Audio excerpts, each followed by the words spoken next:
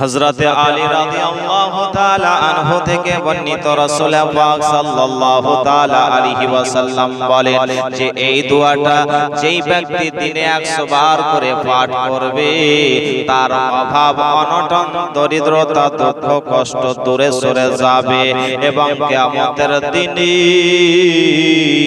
জান্নাতের দরজাকে আঘাত করতে থাকবে জান্নাতে প্রবেশের জন্য। এই দোয়াটা তাহলে কি নবী আমার বলেন লা ইলাহা ইল্লাল্লাহু মালিকুল হাক্কুল মুবিন, লা ইলাহা ইল্লাল্লাহু মালিকুল হাক্কুল মুবিন।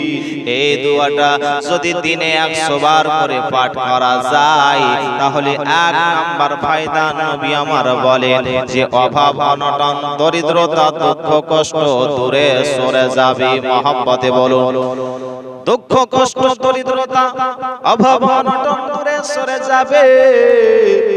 2 নাম্বার ফজিলত নবী আমার বলেন ওই অন্ধকার কবরের বিপদ আপদ থেকে সেই ব্যক্তি হেফাজতে থাকবে।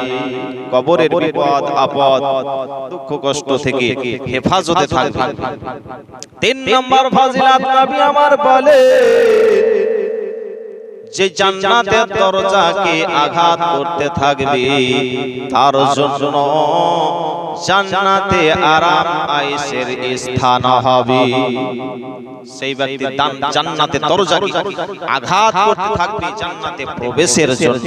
মহব্বতে বলুন সুবহানাল্লাহ। তাহলে এই কলমার ফজিলত কত বুঝতে পারলেন যে এই কলমাটা নবী আমার বলেন যে দিনে 100 বার করে যদি পাঠ করা যায় লা ইলাহা ইল্লাল্লাহু মালিকুল হাক্কুল মুবিন তাহলে অভাব অনটন দুঃখ কষ্ট দূরে সরে যাবে, কবরের বিপদ আপদ থেকে হেফাজত থাকবে, জান্নাতে প্রবেশের জন্য জান্নাতের দরজাকে আঘাত করতে থাকা হবে।